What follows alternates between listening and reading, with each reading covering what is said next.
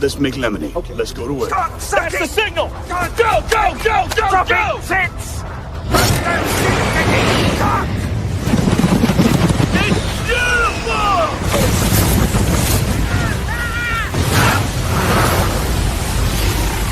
Mother Nature just pissed her pants, dude! Start your day with a jolt of energy and no-holds-barred opinions. This is The Rush, where Travis Justice and Ross Peterson bring you bold, unfiltered, and uncensored takes on sports, life, and everything in between. Buckle up and let's go.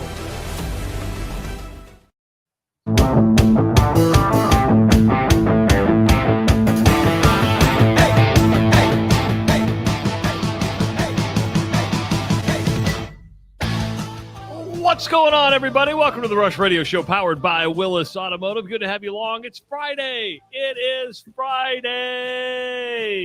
If you're listening on the audio stream at therushradio.com or on the Rush Radio app on your Android device, thank you so much for tuning in this morning. YouTubers, good to have you here. If you're new, subscribe to the channel, like the video, and, of course, start playing along with the chat because it's a community over there. And you can follow us on X, Facebook, and Instagram. You know, one of my favorite things in the morning, Ross, is to watch the comments on the YouTube section, because even before the show starts, everybody starts saying good morning to everybody. It's like, hey, everybody, good to have you back here. It's like they're starting to know one another just through a chat system every day. I see one person, or most mornings we're sitting here, and I see a good morning, Rays. And yes. Tony, you know what I mean? Like, so yeah. And as Sam says, I hope everybody in the comment section feels wealthy. Are you rich? Are you rich? Are you rich? I got no money, but I'm rich. But you're rich. But you're rich. Do you ever go down a rabbit hole to yes. where? And I know you go down rabbit holes. There's no doubt about that. But it is one of those. See, you can turn things off easily. I started a movie, and I feel obligated to finish said movie. Oh no! What's and that? I hate. Do you ever watch a movie where you go, "Oh, you had so much potential, but you fell short, way short of what it should have been"? Yeah, a lot of times. This happened to me last night. Okay, and Anjanette looks at me. Why are we still watching this? Because, you know, I've invested 45 minutes. We got 45 minutes to go. We're going to finish this thing. You know, it's an hour and a half, hour, 45 minutes. It's just like, you know what? We've invested the time. Let's go ahead and finish it. There's going to be a payoff. And I thought there would be. On Apple TV right now, there's a movie playing called The Fountain of Youth. And Natalie Portman is in it. And the guy from The Office, younger guy, what's his name? John, starts with a K. Krasinski? Yeah, Krasinski. Sure. So it's kind of like a National Treasure and Indiana Jones movie rolled up into one. Okay. And it had so much potential. But it was just like fell short. I mean, if you're going to make a movie like that, you better make sure you're better than Nicolas Cage in National Treasure. I love National Treasure. I think National Treasure was well done. Indiana Jones speaks for itself. Harrison Ford is Indiana Jones. All those movies were spectacular. Some were better than others, but you know what? They're all really good. This one was just like a cheap knockoff. And at the end of it, I'm like, you know, even though you had some star power in it, Natalie Portman was just miscast. It was just like you that wasn't a role for you. I understand why you did it, but it wasn't a role for you. And John Krasinski was good, but it was kind of unbelievable. Not saying that National Treasure was believable, but you went, yeah, maybe that really does happen. But they went. I watched the preview. I can see. I see what you're saying. Without even hearing it, I can see what you're saying. Yeah. So, and you would have loved this rabbit hole because it ended at the pyramids, and I know how much you love the pyramids. Yeah. And what they did with the pyramids was like, oh, I wonder if they really did that, because, you know, at one point in the movie, they're like, you know, Egyptians were amazing engineers. I mean, just to build the pyramids was an engineering feat, because most people are still wondering how the hell they did it. But this happened to do with like tunnels and stuff underneath the pyramids and how they were able to create stuff if they actually exist. But I just got done with it. And the bad thing is they left you hanging like there's going to be another one. Like we're working on the sequel. And I'm like, oh, I'm going to feel obligated. We knew this was going to be such a hit because we got John Krasinski and Natalie Portman that we booked 2 movies. That's right. And we saved all the good stuff for the second one. Lucky you. Yeah. I got done going, that's an hour and a half of my life that I'm never going to get back. I'll be honest. There's been very few things that somebody has said, I saw it on Apple TV, and it turned out to be worth the journey. Ted Lasso. You didn't like Ted Lasso? I said that very, very few that fit. Yeah. That very few that met the bar. Severance works for me. I watched all the Severance, and it's really good. And I'm watching one with John Hamm right now called Friends and Neighbors, where he's basically he's a hedge fund guy, lost his job, lost all his money, so he has to start stealing from his really rich neighbors to stay afloat. That's pretty interesting. But yeah, it was. I mean, there's so much content in the world right now, from Amazon to Netflix to Apple, and you got to subscribe to all these to be able to watch it. Yeah. Landman is the one I'm glad I purchased was Paramount TV because I got to watch Landman. And now That's amazing. I don't have Paramount or Apple or HBO Max, and there's a show on it. I really want to watch that Pee Wee Herman documentary on HBO Max, but I'm not going to pay the money just for one show. The Apple TV thing, I've done Apple TV. It was not impressive to me at all. Now Paramount, and this is the other thing. People are like, "Oh, you haven't seen 1492?" No, dude, it's the prequel to 1493. You've seen 1493? No. Do you have Balloon Butt TV? If you have your Balloon Butt TV app, you'd be able to watch 1493. So watch 1493, then watch 1492. Then you got to watch 1787. They're not related at all, but they're fun. I can't keep up. I'm with you. Courtney was watching one the other day called Smothered. It's a reality TV show about overbearing mothers. Oh, I can't do it. Now, are they playing? Did you happen to watch a little bit with her, or enough of it to kind of get a gist of it, but not enough to be answering any of your questions? You look at something like that, you put them on reality TV, and if they're just acting for the camera, if they're more over the top, overbearing mothers, and there are overbearing mothers out there. I'm lucky. My mom, when she was alive, was not an overbearing mother. And think about this. Sorry, I'm going down a different rabbit hole. My brother brought in a mail yesterday. My mom got summoned for federal jury duty. She better show up, dude. Oh, there's a thing in there. If you're dead, call. I'm not joking. If you're dead, call and let us know. Now, I know what they mean, that I'm supposed to call and say that's funny. Speak up if you're not here. Yeah, but the way it reads, if you're deceased, please let us know. Okay. How's she supposed to do that? She can't. And just think, if we weren't forwarding the mail and doing stuff like that, would that be, I'd love it if they had if you don't tell us, we'll find out. We have ways. We're coming after you. We have ways of finding out if you're dead or not. But I'm like, why would a federal jury summon an 82-year-old woman? You're just like, there should come a cutoff of age for jury duty. Like, when you retire, you're no longer eligible for jury duty. Why? Because you've done your service in time to society. I'm not being mean here. First of all, you've got the time. We're not taking you off work to do it, right? Second of all, you're not. And if you're still sentient, if you can still vote, then you should. We need to have. I'm going to get it fired up here. We need to have an entire referendum and an entire like reimagining in society of what jury duty is and what it should be.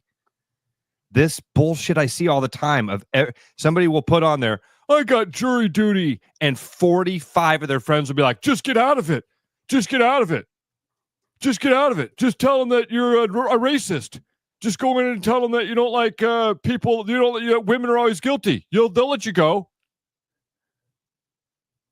If you were ever on if convicted and you had a jury, you would hope to God it was decent human beings on there, not the idiots that couldn't figure it out. Right? See, and by the way, it's not nearly people think it's so funny. People that have never done it are like, oh, it's super easy. I saw in Seinfeld one time. You just got to go in and say you're racist. And they'll let you go. You'll be back at work by noon. I've been called to jury duty like 4 times. Have you ever been on a jury? Never once. Never once. Wanted to. I think that's what they knew. I think they knew it. I think they're like, we don't want this guy here. He wants to be on a jury. I've been summoned like 3 times, and every time they said, just, hey, call the number in the morning, like 5 straight days. If you need to report, do. I've never had to report. I did get out of a federal one time because I said, listen, this is when I was still on television. I said, I work for a television station. I'm a journalist. It's my job to report on stuff. Even though I was a sports reporter, I was just like, so this is where you and I are the opposite. Even though I didn't say, hey, I'm a racist, I hate women. I said, I'm a journalist. I tried that. First time I got it, I worked for WHO, and everybody down there was like, oh, dude, go in and tell them you work for the radio station. They're not going to want you. Tell them that you have to talk about what you see on the radio, and they won't let you on the jury. Super easy. Be back by noon. So down there, I walked in. I'm like, hey, I work for WHO Radio, and anything I see, I got to talk about on the radio. And they were like, oh, okay, cool. You're number 873. Go sit in the back. Oh, I thought you guys were going to send me home. Yeah, everybody thinks that. Go sit in the back. 873. That's your new name. I got called to a federal one time. That was wild. But I was like juror number 84.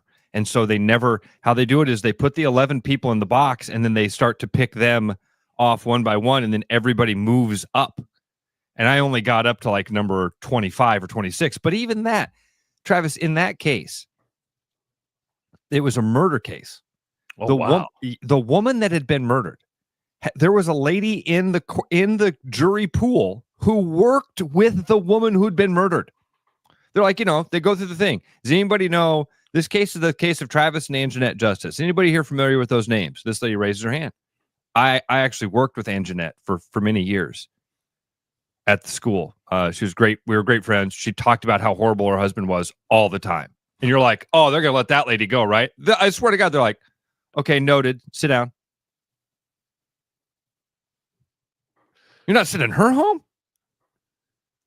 Then, Travis, the worst possible thing that happened. But I mean, again, the murder would be number 1. Yeah, so, the murder would be number 1. I meant personally and for the ego.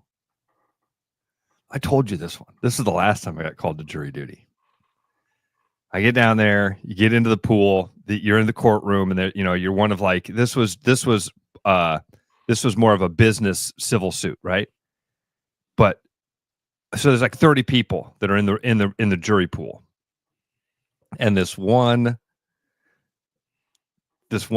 attorney stands up, and they're doing their little spiel about what this is going to be like. Here's how the day is going to go. And does anybody in this room recognize anybody else? Does anybody recognize anybody? And he looks at me and he goes, Mr. Peterson, can I single you out? And I'm like, yeah. And he says, we have a local celebrity in the jury pool. I swear to God, this happens. And you love the term celebrity. We got if you ever want to see Ross on the street go, hey, you're a celebrity. He loves that. Yeah. Loves that. Got a local celebrity here in the jury pool. Nobody here recognizes Ross. Travis, not a hand. And he's like in disbelief. He's like, now come on. He doubles down. Now come on. Are you like, no? stop, Yeah, stop, I am. I'm like, stop. shut up, please stop, please stop, please shut up, please shut up. I'm sinking in my chair. Like, oh man. Okay, nobody listens to the radio. That's good. That's good. And of course, people are looking at you like, should I know you? And you're looking back, and I'm going. 515-517-2303. Mazer, welcome to the Rush Radio Show, powered by Willis Automotive. What's going on, man? Good morning, fellas. I must say, a jury pool is only cool. I got the kind of body for. Am I right, boys? You're not that bad, Mazer. You're not that bad. You've done well for yourself. Thanks, man. I wear loose-fitting clothing. But hey, the real reason why I called is that did you guys see that Sydney Sweeney's going to start selling bath water or soap infused with her bath water? Sydney Sweeney's doing what? Selling soap infused with her used bath water. Oh, that's a big thing. That's a big thing on OnlyFans. So I hear. And that is But you smell very good in the morning. A little feminine, but that's besides the point. I think it's brilliant. I mean, if there's people dumb enough to buy that stuff, why not sell it?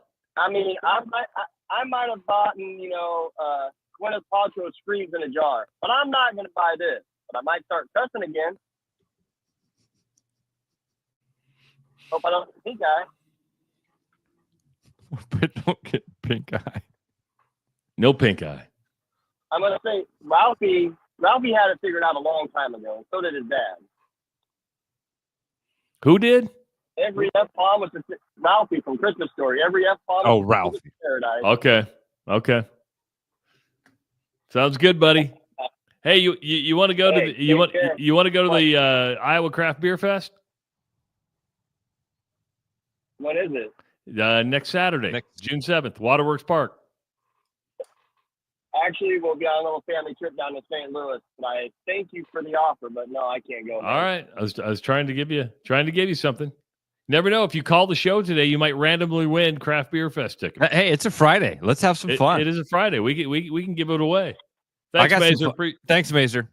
Hey, I got some fun for you. And you led into it. So now we got to do this, okay? Oh, because it's my fault. It's my fault. You're the one who opened the door. That's what I do. I open doors, and I stand back and I just say, walk right through, Mr. Peterson. Walk right through, you local celebrity, you. You dick. But you're not local anymore. You're national. You're worldwide. I'm not a celebrity either, which is ironic. So there's a British Olympic athlete who's going to have to give up OnlyFans or the Olympic dream. Hold on. So this person is on OnlyFans. This athlete has an OnlyFans account and is also an Olympic hopeful in the UK. All right. Okay. Now,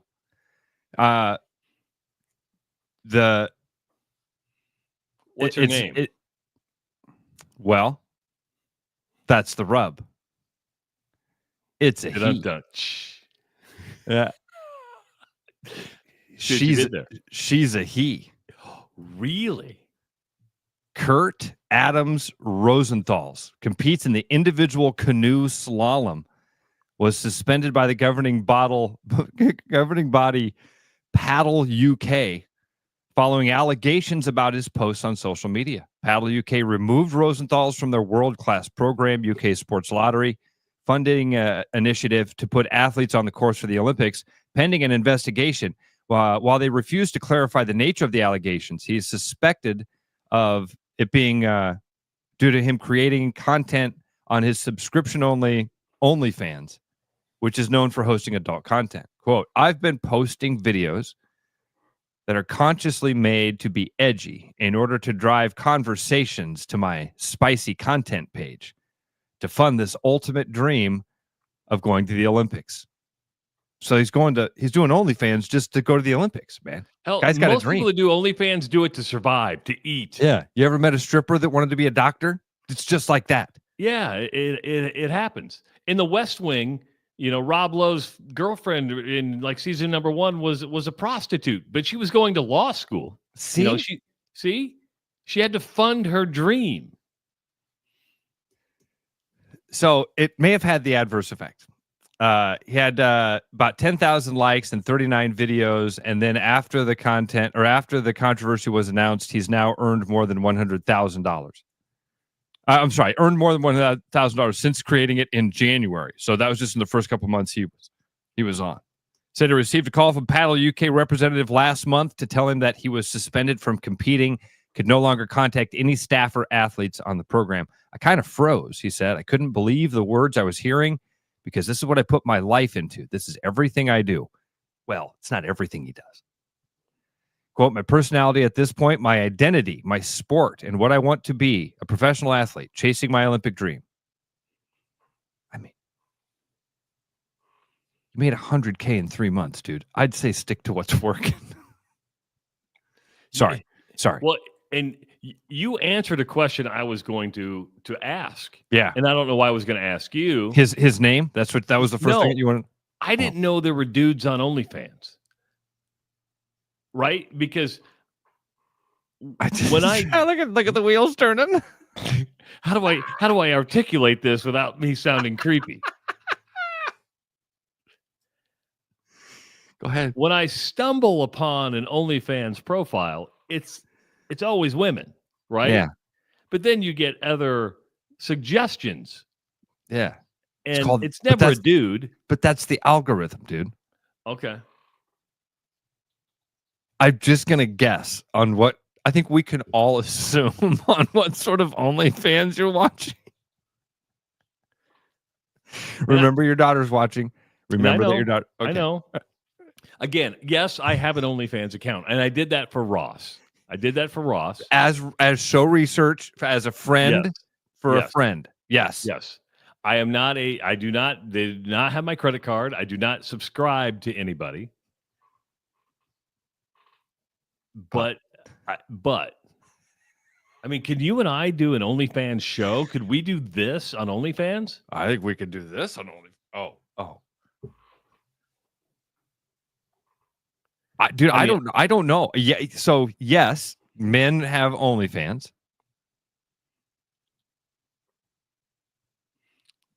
I did not. So what you're telling me is women are just as freaky as men when it comes to this stuff. If it's out there. Is that news to you? No, not really. Not really. He does say, I mean, there is a part of me that he says, when you have to cover rent, travel, food, and most athletes who train full-time are living in London, they're very fortunate to have parent backing. I wasn't. I never had the ability to move to London because of financial struggles, so I was always doing the travel from the East Midlands, where I live, to London, back and forth. Ryan Divis says, yeah, they have OnlyFans podcasts. Love the shows, dating shows, live streams. See, Ryan's a subscriber. It's just not about the adult content. It's about the provocative content you're not going to find anywhere else. So I got to be honest, the more I read this story, the more I'm actually kind of feeling bad for this dude. He's not wrong. Because when we think these Olympians are making a ton of money, they're not. They don't. And these fringe sports, canoeing, you're not rolling in the dough. You're just not. You don't think Paddle UK is paying the bills for the dude? No. Dude, so listen to this. The investigation has been referred to the Independent Investigation Service Sport Integrity, the governing body. It added, quote, Paddle UK is committed to ensuring a safe and open environment for all. An interim action under the athlete disciplinary policy is only taken when necessary and proportionate. How does this dude having an OnlyFans account jeopardize the safety? It doesn't. And what the hell are you talking about? You promoting an open environment. This is pretty open. Yes, safe for all but you. This is like saying we're an equal opportunity employer, but you'll have to pass a drug test. I thought you would hire everybody. Now, I don't own a Make America Great hat, but I always got that way. They kicked this guy out because he was wearing a hat because it didn't make the other people feel safe. Really? Because he's wearing a hat? That hat made him. 515-517-2303. Let's go down to Dallas, Texas. That's where Moose is. Moose, welcome to the Rush Radio Show, powered by Willis Automotive. This ain't Moose. Oh, Booker. It's Booker. I'm sorry. I thought it was Booker. My bad. I thought it was Moose. Sorry, Booker. And I'm in Mankato, Minnesota, not Dallas, Texas. Mankato, Minnesota. Yep, I was in your neck of the woods. I was in Norfolk, Nebraska on Monday, Tuesday. Now I'm in Mankato, heading back to Des Moines. All right. What are you hauling, Booker? I work for Casey's, hauling. I drive a grocery truck, delivering groceries to all the Casey's stores. Nice. What do you got? Hey, yeah, I was just gonna tell you, in Marshalltown, because I'm from Marshalltown, so we had the tornado and the derecho rip through town, and our courthouse was destroyed, and I got picked for jury duty, which I advise everybody to do. It was really interesting, and it was more fun than going to work, I'll tell you that. I actually enjoyed it. And I got picked for jury duty. Well, they had court in the local movie theater because we didn't have a courthouse. And I had to go to the bathroom. I went to the bathroom, and I am standing right next to the guy. No, I didn't get any popcorn, but I got to pee right next to the guy who was on trial. And boy, you want to talk about awkward. That was one of the most awkward situations I've ever been in, because it wasn't going good for that guy. Wasn't going good for him at all. So that was the most awkward situation I think I've ever been in. But, did you shake it off going guilty? I have a question for you guys. Guilty? You shaking it off going guilty? No, we were both looking at each other. We knew who each other was, and I think we both had questions for each other. We were trying not to talk to each other. It was awkward. Very awkward. Wow. But hey, I did have a question for you guys. Okay. Have you ever listened to Bruno's High Life commercial? Because I swear in the very beginning, there's a woman moaning, like pornographic woman moaning. Really? And if you listen to it, you'll hear it, and then you'll hear it every single time. You can't not hear it now. Every time you listen to it, it'll be coming up later on. So I'm going to have to. I'll pay a special. And by the way, thank you for listening to the commercials. We like that. We like it when you listen to the commercials. Hopefully, a woman moaning makes you want to go to the High Life Lounge and have a beer. Once you hear it, you'll hear it every single time. You guys have a hold on, Booker. Hey, Booker, do you want to go to the Iowa Craft Beer Festival next Saturday? You know what? I really don't. Okay, trying to give you tickets. I think I appreciate it. I actually think I got something going on, man. No, I totally get it, man. Hey, appreciate it, buddy. Drive safe. Have a good weekend. Yep. 515-517-2303. You can follow us on Twitter at Rush Mornings. We'll take a break. We'll come back. Trina Flack's going to be joining us at 7:30. She's the new president and CEO of Catch Des Moines. Of course, we had Greg Edwards on a couple of weeks. She's filling some pretty darn big shoes. Going to walk in with a budget mess because of some tax cuts. But we'll find out what Trina's vision is for Catch Des Moines when we come at 7:30 on the Rush Radio Show, powered by Willis Automotive. Spring is here, and so are spring pests. Whether it's birds in your dryer vent, raccoons in your chimney, squirrels in your soffit, ants in your kitchen, or bats in your attic, with over 20 years of experience, Bats and Bugs Pest Solutions can help. Call us today at 515-218-3400 to schedule your inspection and see how bats and bugs can help prevent your home from becoming their home. The Royal Mile, where everyone's a wee bit British. The Royal Mile is downtown Des Moines' living room with classic pub favourites. Pair them with a glass of whiskey or an expertly poured Guinness. It's bloody brilliant. The Royal Mile, a proper British pub. Fong's Pizza has moved to 317 East Court in the East Village and is ready for good weather with an expanded menu and a patio that is ready for pals, pints, and pizza. Fall in love all over again with the new Fong's in the East Village. Thinking about buying a home? Get pre-approved in 30 minutes with Gary Presnell at Northwest Bank in Des Moines. Gary offers first-time home buyers programs, VA, FHA, IFA, and conventional loans. Call Gary at 515-975-6767 or find his profile at nw.bank. Member FDIC Equal Housing Lender.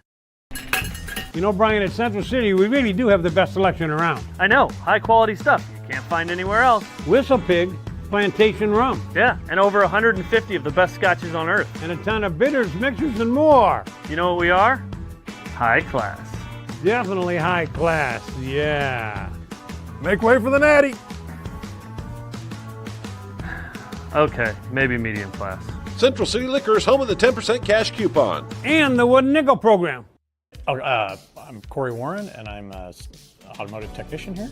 I've worked here for right over 3 years. I was working for an independent shop. I'd say the environment, like it's laid back and easy to get along with everybody. I've got a lot of old cars that me and my brothers and dad work on, so I do a lot of that stuff. There's actually stuff to do. I grew up in a small town, so there's not that far from being able to do stuff. There's a new spin on casual dining near Drake University. Lucky Horse Beer and Burgers. Craveable faves, flatbreads, delicious burgers, frozen cocktails, and a crazy cool vibe. Get to Lucky Horse Beer and Burgers today.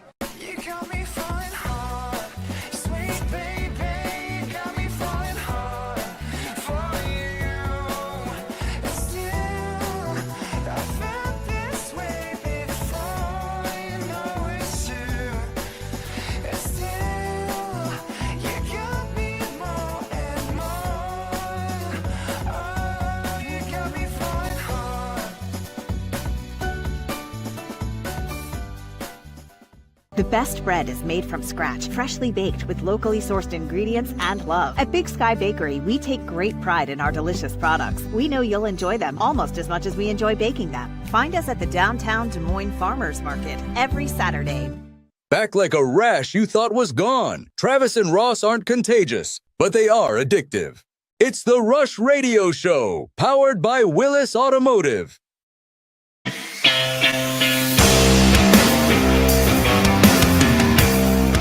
Welcome back to the Rush Radio Show, powered by Willis Automotive. Happy Friday. Did it seem like a 4-day work week to you, Ross? Because I got to be honest, my week seemed long this week. I got back that one day of work that we missed on Monday. I needed that day to get a lot of crap done. I didn't get it done at work. No, this seemed like a fast week to me. Like all week long, I had that thing of like, oh yeah, it's Thursday. Oh yeah, it's Friday. But I was behind the 8 ball all week long, and it just it was sucks. I hate that feeling. That feeling. There's probably a lot of people that notice panic feeling right now. Yeah. There's probably a lot of people because I create the show every night on YouTube and stuff, and my finger went to the wrong number. It said Friday, May 20th. It's the 30th. It's not the 20th. So I'll have to go in and edit that after the show and make sure everybody knows it's the 30th of May today. I didn't even notice that. I didn't even notice it when I looked at the thing. I didn't notice it till this morning. I'm like, it's not the 20th. What are you doing, Justice? Well, dude, I had to remember a couple weeks ago, one of our listeners, Ray, was trying to get a hold of me to have me help me sell his house. Yeah. And I'd got in contact with Ray. Where I thought the last conversation I remember with Ray was he was going to chat with his wife and let me know when I could come over to the house. And I didn't hear back. And I thought maybe they just got it at the realtor. He just wrote this. So Ray, so now I'm like diving through all of my stuff, looking to see where Ray and I were communicating and how I dropped the ball. Because Ray, I'm sorry. The way I remember that, Ray, was you were going to get back to me. And I really did think, he probably told the wife that he was going to bring me over, and she was like, don't invite him. You're going to have a local celebrity sell our house? You're going to have a local celebrity? I went past a sign the other day. I didn't know. Former mayor, Preston Daniels. Saw his name on it. I was like, look at that. Now that's a local celebrity. The mayor, I think he was the mayor for like 3 years. Yeah, if you would have said Preston Daniels to me, I would have said, who's that? If you would have said Ross Peterson to me, I'm like, yeah, I know who Ross Peterson is. He's a big deal. So did you find that guy's OnlyFans account? I did not. Our buddy Tony, who listens to the show on a daily basis, he goes, before this morning started, I had no idea what OnlyFans was. It's taken him 15 minutes to realize, the context of the show and the comments has made him realize, Yeah. It's freedom. It's art. It's provocative. Sure. I have no problem if somebody wants to do that on their OnlyFans account. I'm not judging. I don't have any problem. Yeah, I don't have any problem with the guy trying to fund his Olympic dream by doing that. So anyway, Ross, when it comes to, if there's been a math problem that has been more popular this week than any, it's 5 plus 11. Of course, that adds up to 16, but you'll see 5 plus 11 out there a lot because starting on Tuesday, I believe it was, Greg Sankey, the commissioner of the SEC, talked about the 5 plus 11 model. He wasn't a fan of it. He didn't need people to explain to him what was best for college football. And then all of a sudden, the court of public opinion starts to turn. And his own coaches in the SEC were like, well, let's look at this 5 plus 11 model. It makes a little bit more sense. You have Brett Yormark from the Big 12 going, I like 5 plus 11. And even though there's no guarantee the Big 12 would get more than one team into the college football playoff, 5 plus 11 is kind of a better model than throwing out guaranteed spots for the SEC or in the Big 10 at 4 each. And we're talking about college football playoff spots and who gets in and who doesn't. And this year they're going to a straight seeding model. They have a new contract that will come up for 2026 where there is expansion expected to take place again to 16. But who gets in and who gets out? 5 plus 11, which would be the 5 highest or the 5 conference champions, probably the 4, the ACC, the SEC, the Big 12, and the Big 10, plus the highest ranked next conference champion would get in, and then 11 at-large bids. The SEC is also considering moving to 9 conference games. Right now, they're on 8. And this is going to be the rub. And I have a question for you because and their argument, and I actually have some empathy and some sympathy for the SEC here. I really do.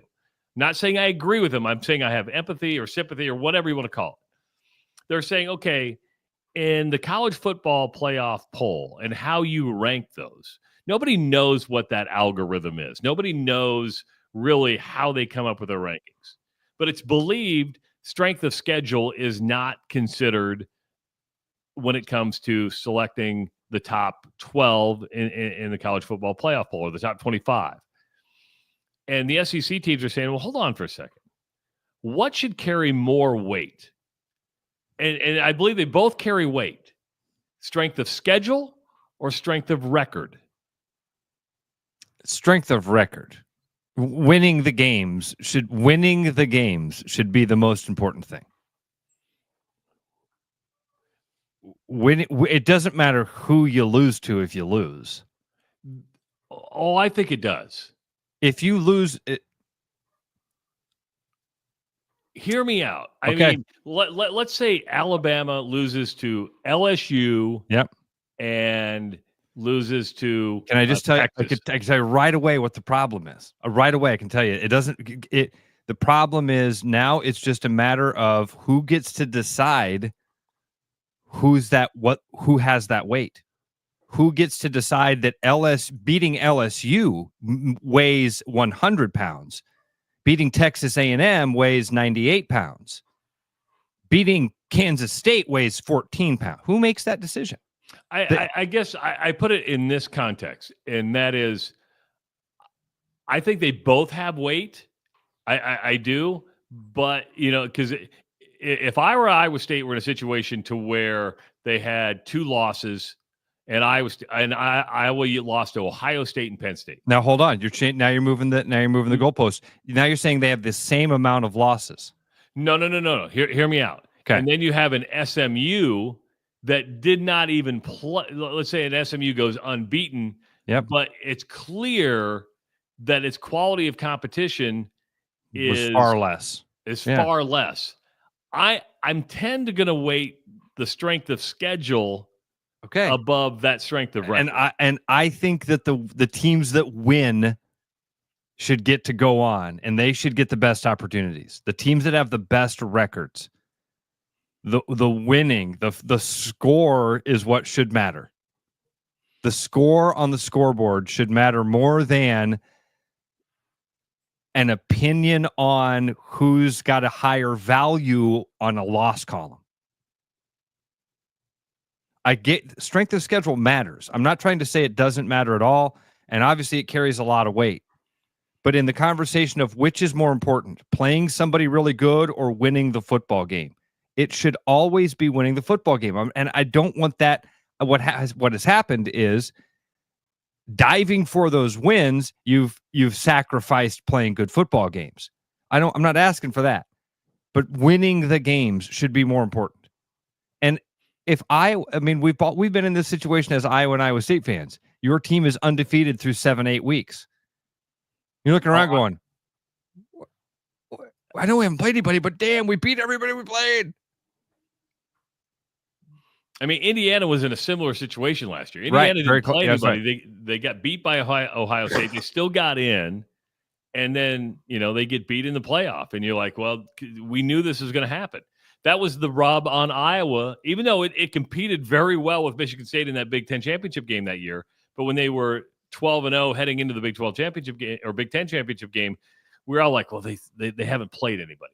And I guess, and where you have to factor things in, let's use an SEC team as an example. If you're Ole Miss and you lose to Alabama and LSU, but you beat Auburn, Texas, it is also the strength of the overall schedule that I think, because you could play, an 8-game SEC schedule, lose to the two powerhouses, but play rest cream puffs. You have to take that into account as well. I just want the best teams in the college football playoff. I really do. Everybody does. But Travis, the conversation is, how do you decide that? How do you determine the best teams? Because when you talk about strength of schedule, there is an element of that becomes BCS-esque. 100%. You're turning this thing over to a computer algorithm. Somebody's programmed that computer. Somebody is programming that to show what the weight of these individual things are. And changing those takes an eternity. Changing the value that beating Iowa State. 20 years ago, beating Iowa State meant very little. Now, beating Iowa State means something. Doesn't mean the same as beating even teams that they're better than. Pick any team in the SEC. Oh, that's a better strength of schedule.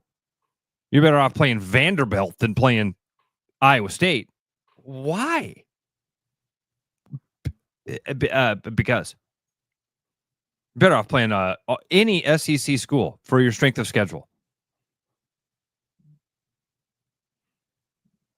Okay. What I hear you saying, and I kind of am falling back into place on this.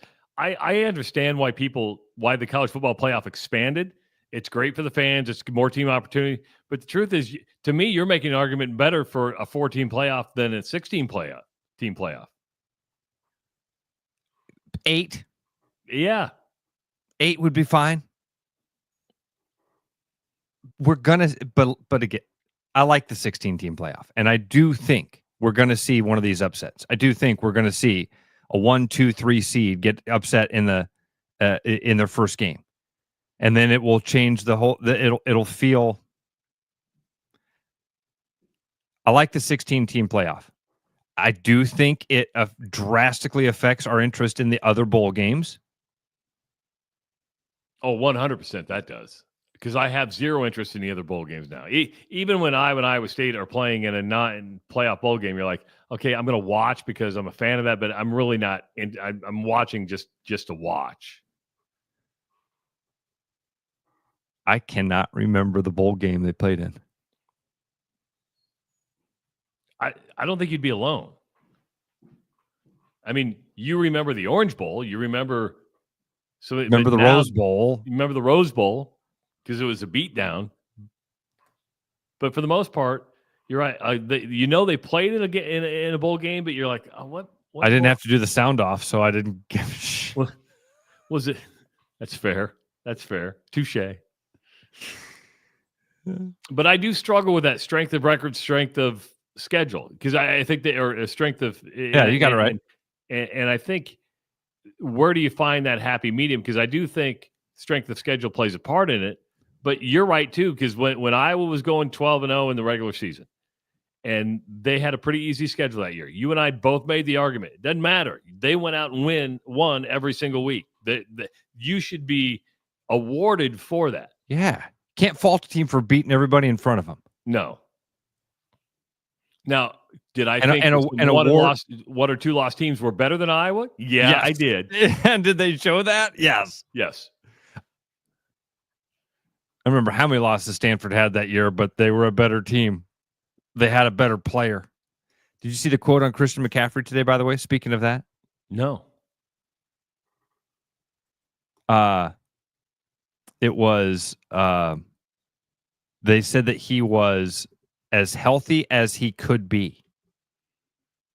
As healthy as he could be. Christian McCaffrey. Try to find this quote for you. It's a pretty good one. Pretty funny. Because I think that's a funny line. That's a funny line. He's as healthy as he can be. Yeah, this is it. Kyle Shanahan says Christian McCaffrey, quote, as healthy as can be. Isn't that all of us? Are you healthy, Travis? Healthy as I can be. Aren't all of us as healthy as we can be? Well, probably not. I mean, I could go to the gym and work out and get more muscle tone. I could probably, work out and get a little more stamina. But as he said, I look at it as he's done everything he can, and this is probably as good as it's going to get. And I don't know how healthy that is. I always like the Vin Scully line when a player was day to day. He said, whoever it was, Pedro Guerrero is listed as day to day. Aren't we all? There's some truth to that. Was it the Cheez-It Bowl they played in? Ray said the Cheez-It Bowl. I don't know. I don't care. Music City Bowl. Anyway, yeah, whatever. Yeah. Doesn't matter.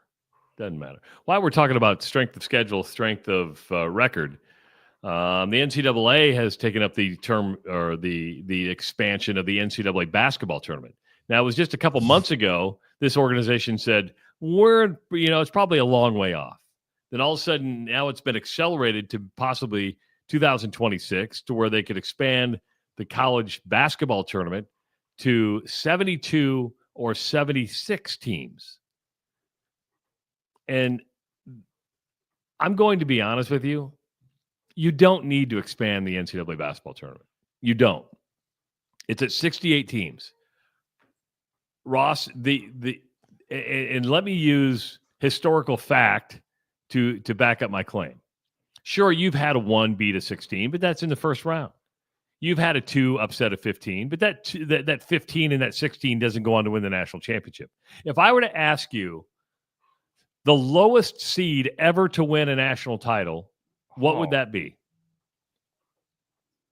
Was it NC State? No, it was not. It wasn't. Wow.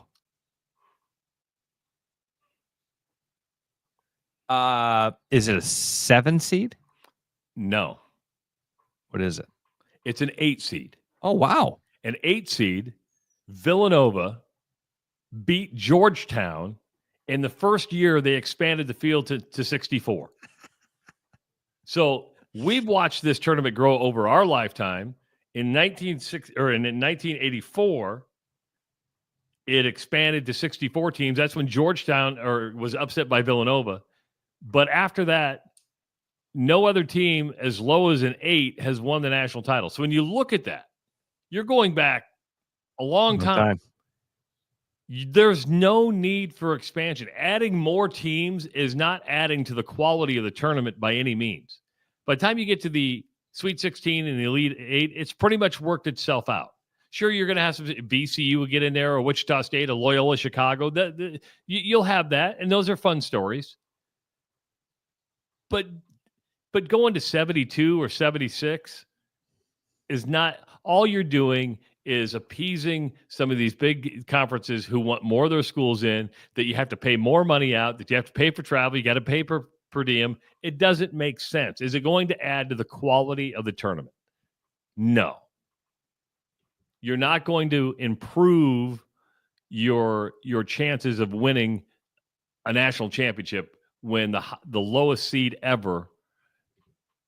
No, it wasn't 9 seed. No, 9 seed. He was guessing. Yeah. I had this comment up. I thought this was funny. As a Hawkeye fan, let me know when they expand the Sweet 16 to 32 so the Hawks have a chance of making it. Travis, watering it down. This is the thing about the basketball tournament to begin with. It used to be, I can't say this anymore. It used to be everybody had a chance. Every single team in college basketball got into their conference tournament. And if they won their conference tournament, they got into the NCAA tournament. And if they won the NCAA tournament, they were national champions. So only one team in college basketball would win their last game of the season at the Division I level. It used to be that way. But now, of course, we've got these, 76 team conferences. So you can't have a conference tournament with we can't have a conference team with 18 teams, but we can have a national tournament with 76. How do you even do that? You give the first 4 seeds buys, or just more play-in games. What? How do you? That'll be a fun bracket to fill out and print off and take to your buddies and. Hey guys, doing it just for the sake of doing it doesn't make sense. When they expanded to 64, it made sense. You're like, okay, the quality, everything was improving. And I need to make a correction. I said 1984, it was 1985, but you're still going back to 1985 to find the lowest seed ever to win a national title. And 40 years. That's 40 years ago. 40 years ago. And now we're going, maybe we're going to talk about expansion. 76 teams. Hey, guys, don't forget that bonus round. We're going to do double points for the 3rd round of play-in games.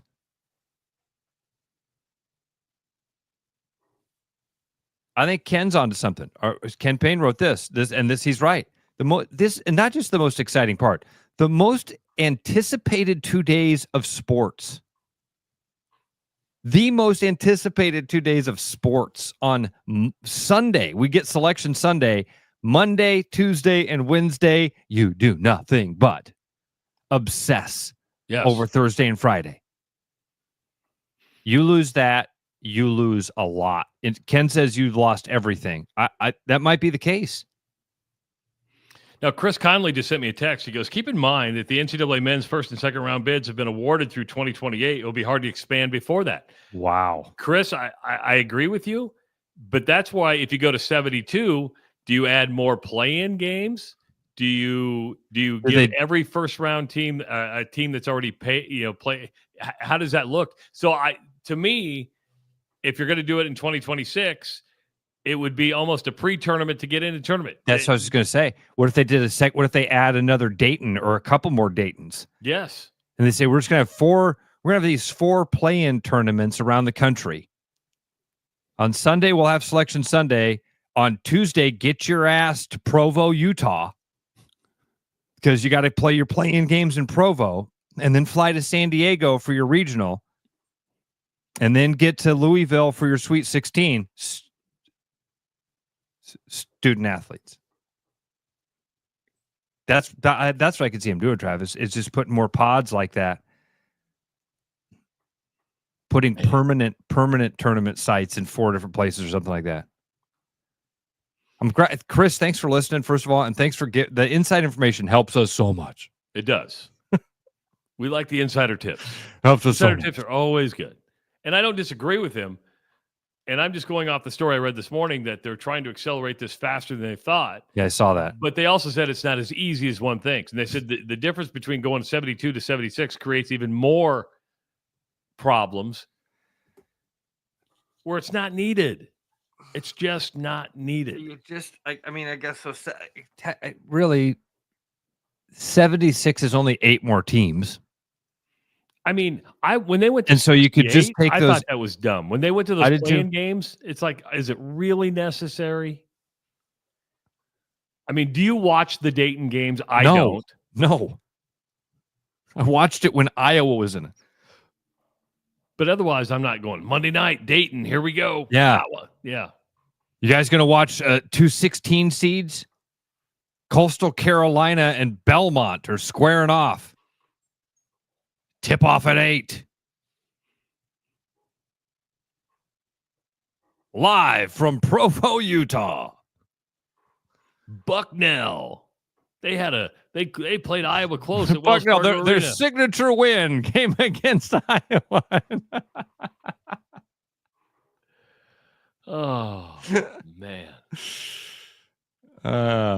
Yeah, so but what we're talking about now, when we talk about the college football playoff, when we talk about the NCAA basketball tournament, it boils down to one thing. Money. That's all it's about, is money. And how much more can you make? How much more can you get? And the schools don't care about the NCAA having to spend more, because what you get are those. You remember, when you make an NCAA tournament, those conferences are reimbursed money-wise by the NCAA based on number of units. That's why it was so important. When the Missouri Valley Conference was getting 2, 3, and 1 year they got 4 teams in, that was a massive amount of units and cash haul for the Missouri Valley Conference. Big 10, Big 12, SEC, they're all looking at this go, if we can get more teams in, we're going to get more back. Okay, so look, let's play this out, because Ross just said, I would be okay with this if they made it play-in games for the mid-majors and not a 15th SEC or Big 12 team. Well, guess what it's going to be? Yes, that's the whole point. Adding these teams this is not like, well, then we could maybe have space for a couple more Valley teams. They've been a good conference. Let's reward. No, we're going to play the SEC conference tournament, and then we're going to put more SEC teams into this play-in tournament. And so you'll get to watch SEC basketball more and more and more.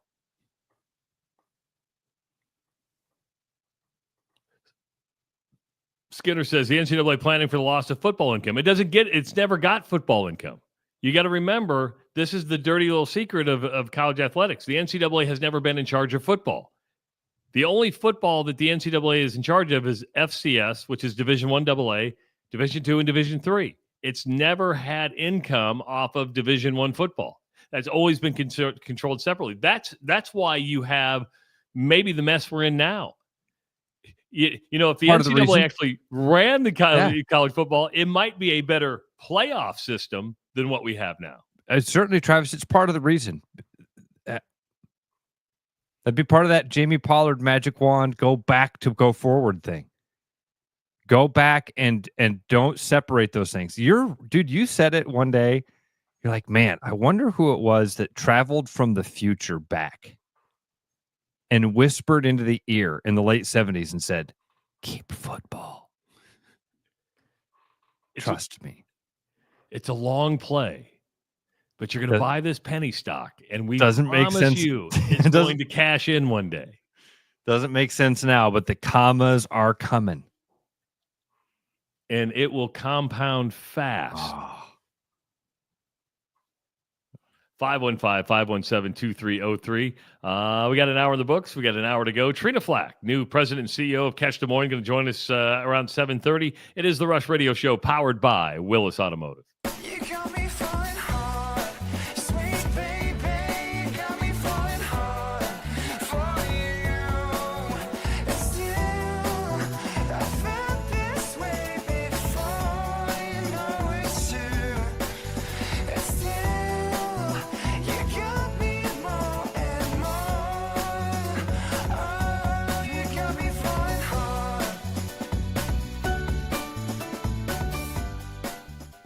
Spring is here, and so are spring pests. Whether it's birds in your dryer vent, raccoons in your chimney, squirrels in your soffit, ants in your kitchen, or bats in your attic, with over 20 years of experience, Bats and Bugs Pest Solutions can help. Call us today at 515-218-3400 to schedule your inspection and see how bats and bugs can help prevent your home from becoming their home. Hey everybody, this is Mason Miller, sales manager out here at Willis Infinity. We got some great stuff going on this month. Right now, you can get up to $4,000 off on a new QX80 and enjoy 2.9% for 60 months. On top of that, this month, you can enjoy 1.9% out to 60 months, an additional $1,000 off of the new QX60. For more information, stop at our showroom or visit us online at willisinfinity.com.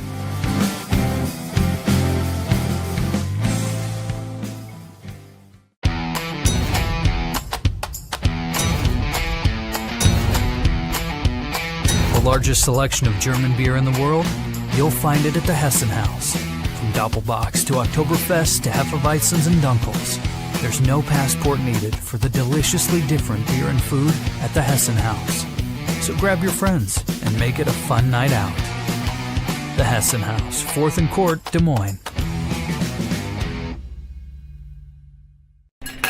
You know, Brian, at Central City, we really do have the best selection around. I know, high quality stuff you can't find anywhere else. Whistle Pig Plantation Rum. Yeah, and over 150 of the best scotches on earth. And a ton of bitters, mixers, and more. You know what we are? High class. Definitely high class, yeah. Make way for the natty. Okay, maybe medium class. Central City Liquor is home of the 10% cash coupon. And the wooden nickel program. Back like a rash you thought was gone. Travis and Ross aren't contagious, but they are addictive. It's the Rush Radio Show, powered by Willis Automotive.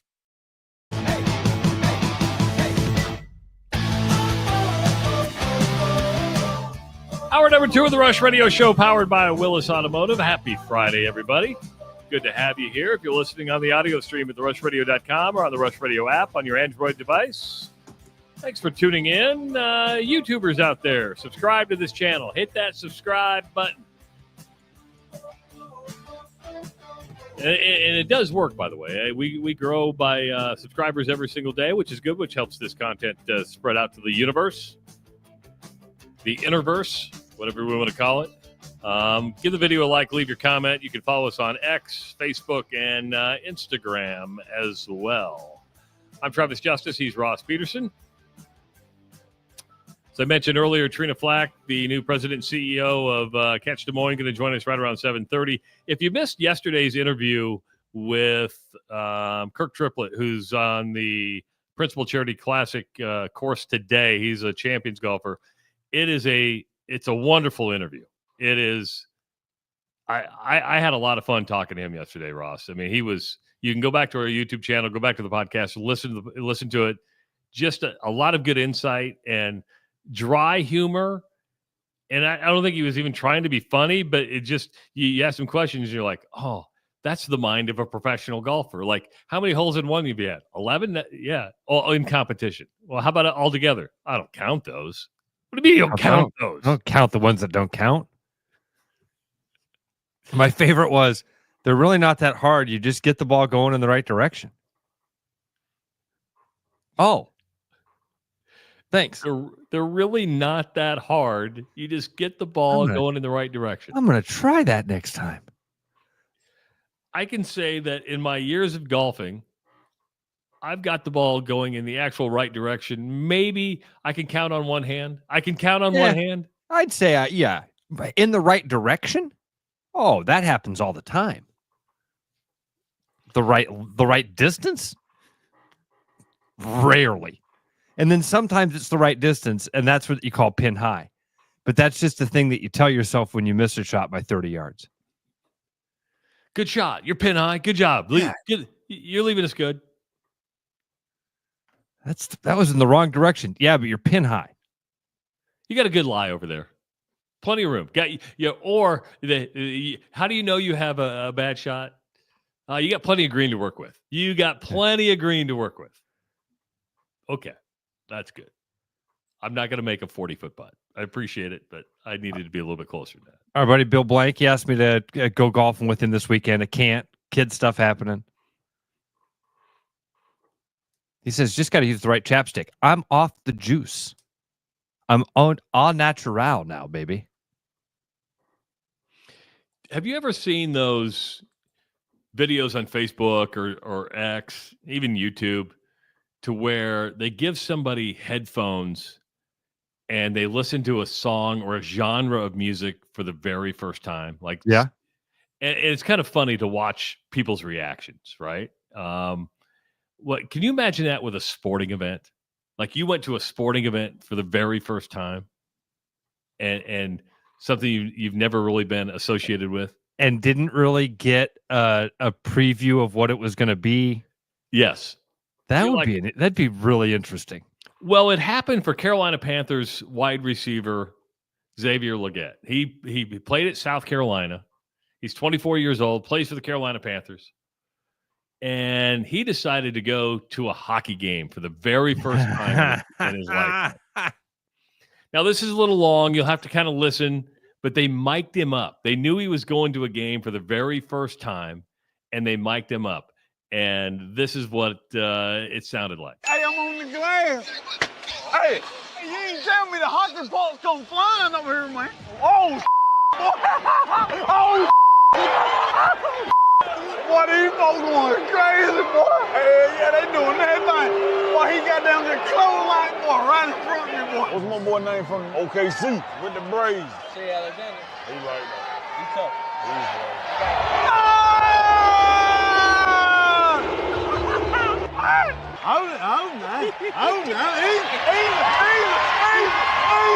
Hell no. This is my first time seeing this, boy. Oh, boy.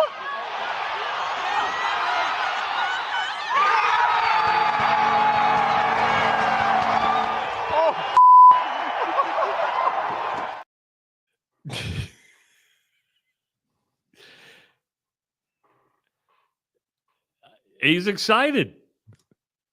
He's on the phone a lot.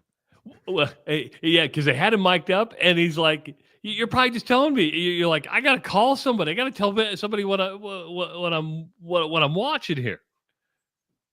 But can you imagine? You're sitting on the glass. You've never been to a hockey game before. Probably never watched hockey. Never paid attention to it. And you think you're a great athlete, right? You're like, I'm an NFL wide receiver, and you sit down there and you're like, "Oh, buddy, this is completely different." It is, man. Hockey is. I think that you touched on it there, Travis. Like that appreciation for the athletic ability, dude. They fly. It's so fast. That's fun. That's cool. He's on the phone. You never told me this hockey puck flew up. It's like the puck leaves and it's going like 100 and some miles an hour. Probably faster than I don't think it hits 200 miles an hour, but I mean, thing's flying. They're flying. The guys are the athletes are flying, especially when you're down there on the glass. You see it there. That's a great shot. How fast they go past you. Like, damn, those are big boys flying that fast. Speaking of flying, I mentioned Apple TV last hour. I'm watching this show with Ewan McGregor. He's an actor, and he's doing a motorcycle trip around Europe. And I've heard about this. Yeah, he's done. This is like his fourth one, and him and his best friend, they plan these trips. They get these motorcycles and they go. Well, they stopped in like the Netherlands or something like that to where the adrenaline seekers are. So they showed up at where this guy was doing the fly suit. So those Red Bull guys, bat suit thing. Yes. So the point of it was these guys held up a styrofoam target, and his job was to fly through this, to break the target, to fly through it. I didn't realize the velocity at what these guys are traveling at. It is absolutely insane. It was like, and I'm like, that was a human being? Right. And all I'm thinking is, how does your body withstand those forces? Because it really sounded like a jet or an F1 car. Like, I'm like, holy smokes. I would, if there's one thing, there's a lot of things I wouldn't do. Getting one of those wing suits and jumping off a mountain is not something that I would do ever. Ever. Dude, even watch those videos give me anxiety. Constantly feel like they're gonna, and then when they're going from like valley to valley, and you're like, you're gonna hit. Oh, God, you're clear. You're gonna hit. Can I get it? Okay. I also can't watch videos of the guys that climb the towers, like the monopole tower. Like to go up to change. Okay. Sometimes it's thrill seekers, but I don't mind heights. It is I don't know what it is. I don't know what it makes my knees wiggle. Because they're not wearing a parachute. No. Dude, right now, it's happening right now. My legs are tingling. What do you do for a living? I change light bulbs. Oh, really? Yeah. Unfortunately, I have to climb, 1,000 feet in the air. Yeah. You make a living changing light bulbs? I make a damn good living changing light bulbs. It's $25,000 a light bulb. Yeah. So I try to change about 10 to 11 a year. I'm good. Kind of pick my times, stagger them out, kind of pick the same places. This happened yesterday, and if you spell phonetically, you would not have won the script spelling bee. But this is one of the things that hits, the year that it's considered a sport for some reason. But this kid didn't flinch. You remember when they give you the word and they go, "Can you give me an origin?" Yeah. You do all this. Watch this kid from Texas just win the script spelling bee yesterday, or listen to it, and he doesn't flinch. Your word is éclaircissement. Éclaircissement.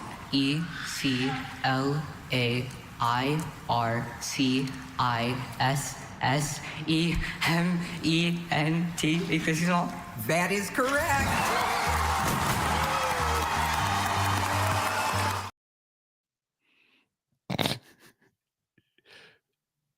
Now, if you were to spell that or pronounce that phonetically, you would have been éclaircissement. I don't know where you get Samal at, but it just proves that I don't know how to spell anything. The word "the" is hard enough for me on any given day. T-H-E? Were you ever a speller? Is Audrey into the spelling? Does she like to? I mean, yeah, I've done the spelling bee thing yet, but it's something I should look into maybe. Cool? No, it's not cool. It's I cool. you know what I want to know, and this just hit me. I wonder what the success rate is for the kids that win the spelling bee. You mean what they do later on in their life and career? Yeah, because we all assume there's going to be a doctor. Just genius. You can spell éclaircissement and know off the top of your head, you'd memorized, and that's the thing, because that's really what this is. It turns into a memory contest, right? Where the kids, if you look into this, it's really they have these crazy memories, and so that's where that comes from. It pulled the trigger. Éclaircissement. ECLAIRSMANENTLONMNOP. Yeah, he didn't flinch. Éclaircissement. Flinch. Rick, welcome to the Rush Radio Show powered by Willis Automotive. What's going on, Rick? Good morning, gentlemen. How are you? Good. Doing well, Rick. Good. So you guys were talking about the sky suits that they fly off cliffs with. Do you remember the Red Bull guy that went off in a rocket and then jumped out in outer space and came back up? He didn't go off in a rocket. He went up in like a big balloon. Yeah. Remember? He went to like a balloon. Yes. Yeah. Yes. He went to a balloon, and then he went just before he was to leave orbit. It was bizarre, and then jumped out. He actually passed out on the way down. Yes. Correct. Felix Baumgartner. That's who the guy was. There is next level. Felix Baumgartner was his name. That was another one. That door opened up and my knees wiggled. Yeah, because you literally see the darkness of space. Oh, man. When the door opened, I'm not going to lie, I peed a little. I peed a little. Thanks, Rick. Appreciate the phone call, gentlemen. man. Have a great day. You too. Have a good weekend, too. I'm not going to lie. I peed a little. Yeah, because humans aren't supposed to be. When you have a spacesuit on and oxygen in your helmet, You're not supposed to jump from those heights. He You're passed just not out supposed on to. that. I didn't know that. Yeah, he passed out. His G-forces hit so much that it's like you ever been put in a sleeper hold? Yeah. Well, it would be like in Spies Like Us when Dan Aykroyd and Chevy Chase get put in the G-force machine. G-force machine. They get out. They're still stuck. You want coffee? That sounds great. Chris Sale last night became the fastest pitcher in Major League Baseball history to get to 2,500 strikeouts. He did it in 2,000 innings. He did it in 2,026 innings. The next fastest was Randy Johnson in 2,107.2 innings. I'm just going to ask you a random question to question your baseball knowledge. Not that I'm questioning your knowledge because you have a lot more baseball knowledge than I did. There are 4 active pitchers with 2,500 strikeouts. Do you know who those are? 4 active pitchers with 2,500 strikeouts. I just gave you one, No. so you should be able to get one. So I'll go with Chris Sale as number 1. Ding, ding, ding.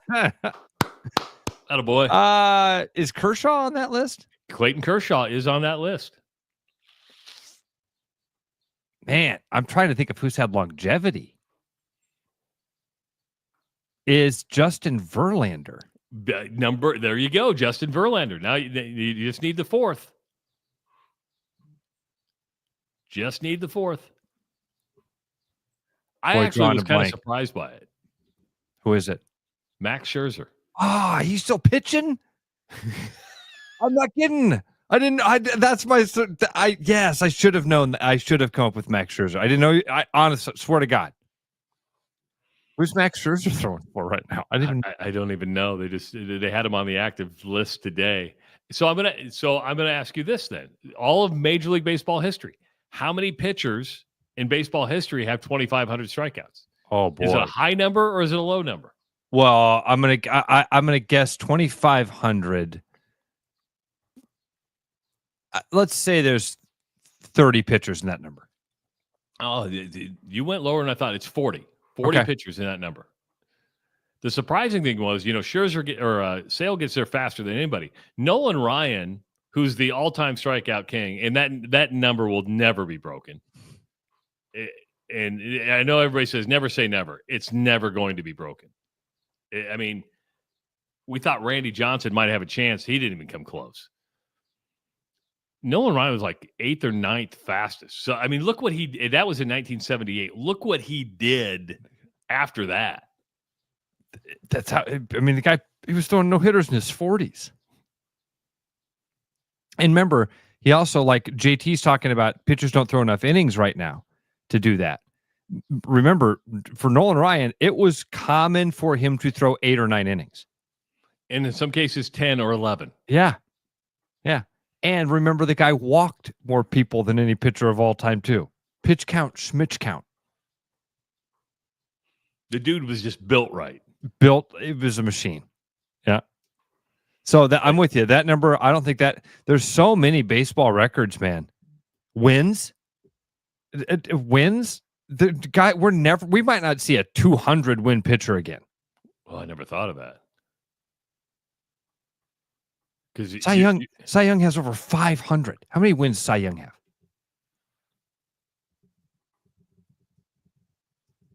That's a question the Google machine's going to answer. 511. 511. We might not see a guy get halfway to that record. Because your job is to get him to the 5th or 6th inning. That's it. Get us to the 5th or 6th. 6th would be ideal. And then we're going to replace you. Even with batters striking out at record rates, you're just not going to have a pitcher that's able to accumulate that. Ripken's record of the consecutive game streak, that's probably never happening again. Yeah, because everybody wants downtime now. I'm going to take the day off. It's like going to a Broadway show. Today, playing the left fielder will be... Yeah. I didn't pay money to see that dude. Not at all. NBA playoffs last night. The New York Knicks stayed alive, beating the Pacers 111-94. Tyrese Halliburton, not a very good game. He had 8 points. Only one Pacers starter in double figures last night. Jalen Brunson was incredible for the Knicks. He had 32. Karl Anthony Towns had 24.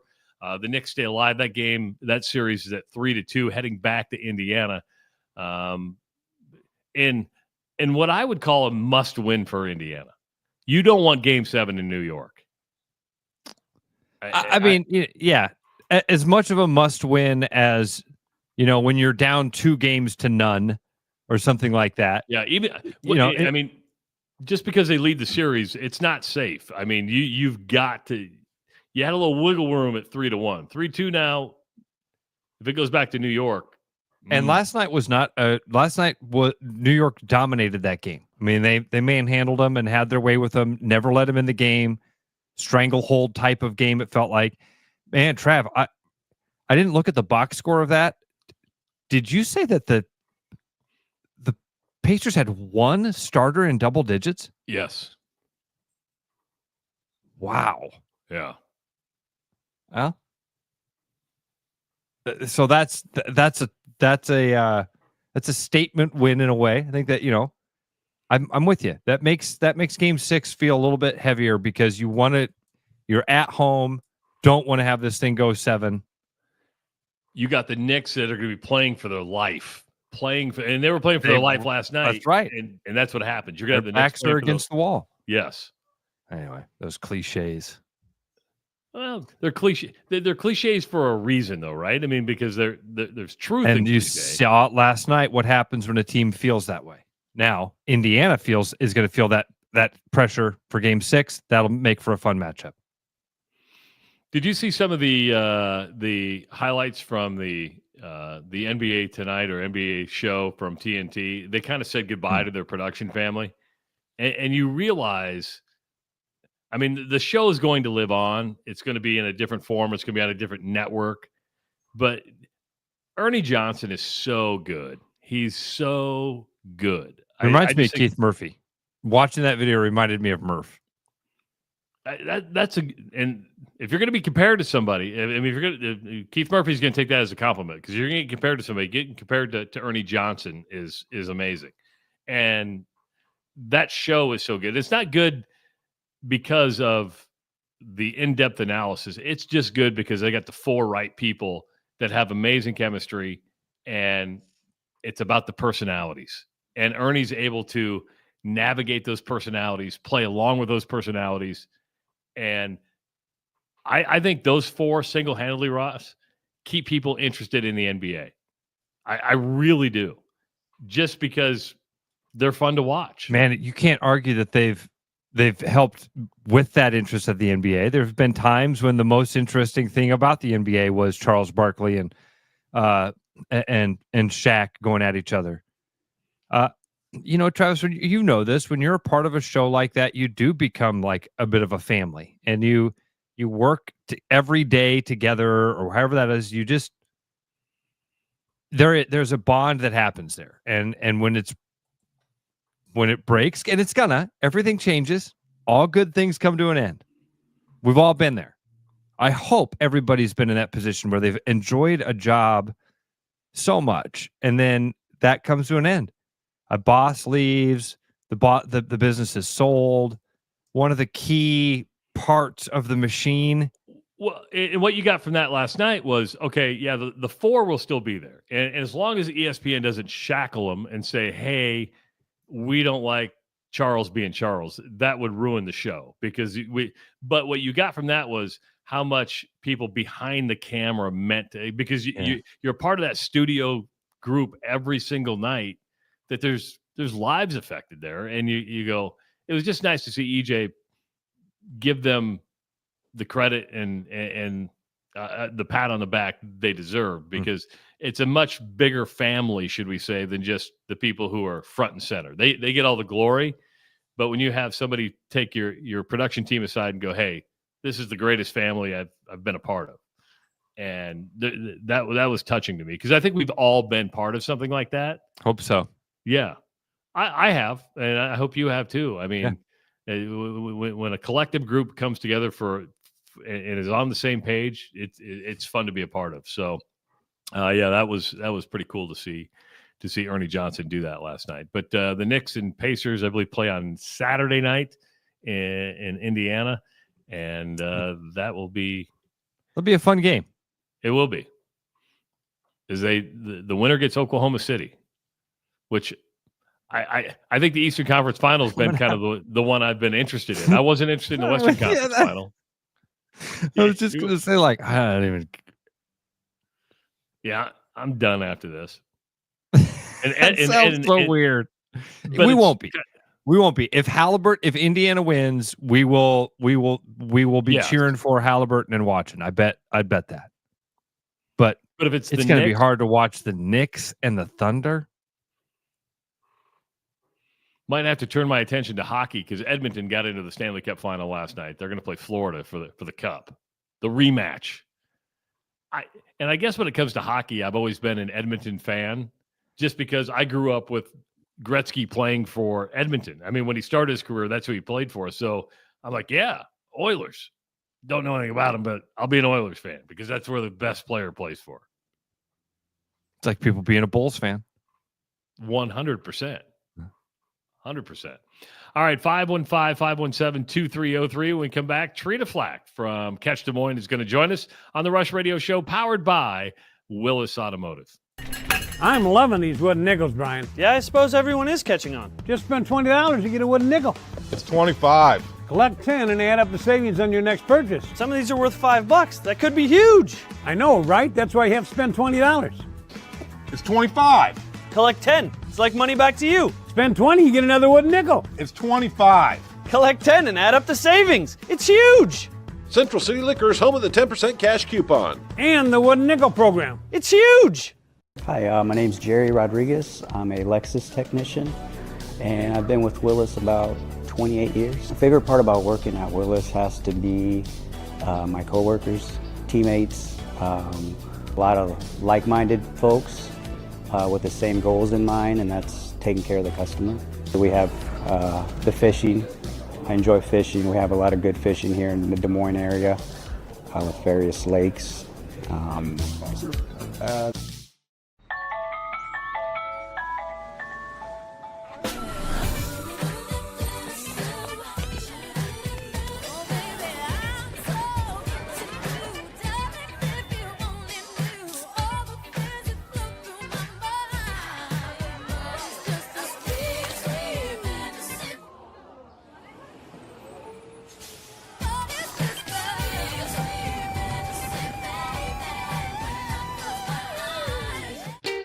Missing a quality, home-cooked meal?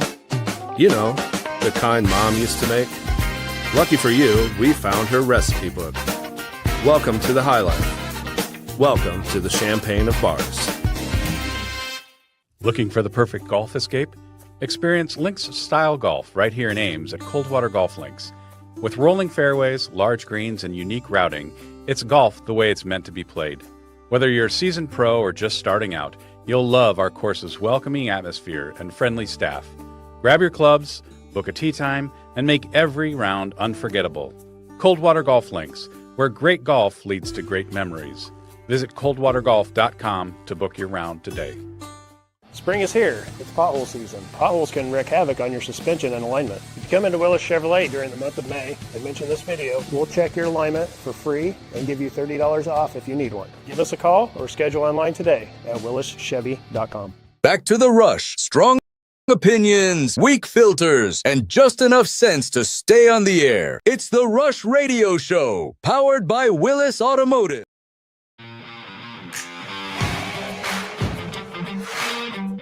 Welcome back to the Rush Radio Show, powered by Willis Automotive. You know what the nice thing about being the president and CEO is, Ross? You know what the nice thing about that is?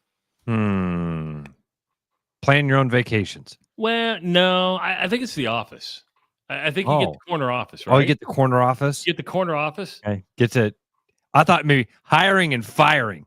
That'd be my favorite part, firing people. Firing people? You know me. Yeah, you would be so good at that. Oh, No, he that'd be wouldn't. the No, he wouldn't. That'd be It's not managing budgets. It's not leading a team. It's the corner office. And look, and Trina Flack joins us today. And I think are you in your corner office already? Do you already kick Greg Edwards out and move into the corner office? Yeah, that was the first order of business, clearly, was to get rid of Greg and put him maybe in a corner or in a box. Yeah. I don't know. Yeah. Start to move the stink out. That's a good plan. Yeah. Good plan. Hey, congratulations. This is awesome news. I'm very excited for you, excited for the future Catch Des Moines here. So this is terrific. We had Greg on last week, and he kind of was alluding to, man, I had my person that I really wanted here, and I'm glad to know. I was really excited when your name. I think, something tells me. So congratulations. So let's just go back and talk about, Trina, kind of introduce you to some people here. How long have you been in Des Moines? How long have you been a part of Catch Des Moines? So I've been in Des Moines my whole life. I grew up in Ankeny, graduated from Ankeny High School, went to Iowa State, got my undergrad and eventually my master's there, but have worked the majority of my career in the Des Moines area. I actually got to start with Heart of America, which is they own hotels and restaurants throughout the Midwest. So Mike Whalen's company. Machine Shed and Johnny's Italian Steakhouse. So they gave me my first sales job.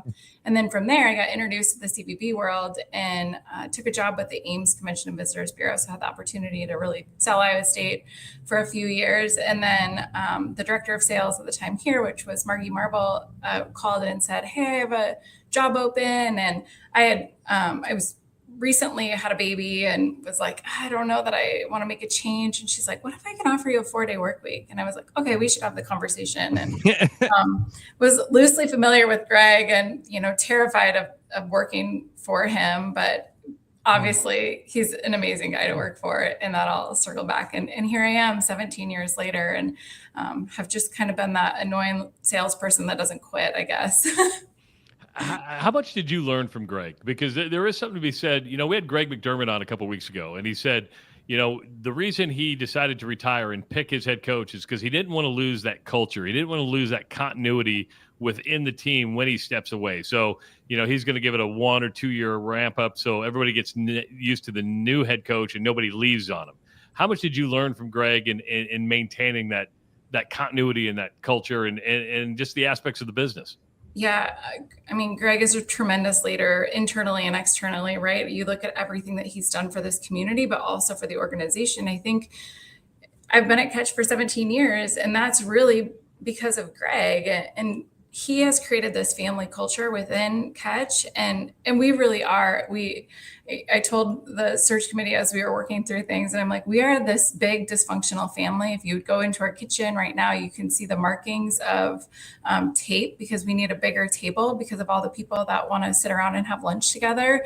We know each other's spouses and kids and who their animals are and all those like weird pieces about each other. And I think that it also means that we have this trust amongst each other, which pushes us to be performing at a high level. And no, Catch Des Moines doesn't have anything tangible to sell. Like we're selling the region, we're selling an experience, but I can't come to you and say that we have a product. So really our strength is in the people. And Greg has always put that first, right? Family first, people first. We are a community. So I think all of those pieces and the management style comes from Greg for sure. What is what's coming down the line? What's the future hold here for us? I think we're just going to continue this momentum. Our community is doing such great things, right? From a development standpoint, from a big event standpoint. I look at even just if you're in town this weekend, and some of this is Catch and a lot of it is not Catch. But Saturday we're going to have Farmers Market. There's the Red Bull Soapbox Derby. Principal Charity Classic is in town all week. There's Shane Gillis at the Iowa Events Center, and there's a show at Hoyt Sherman. So you think about just that vibrancy of even one weekend, Dam to DSM.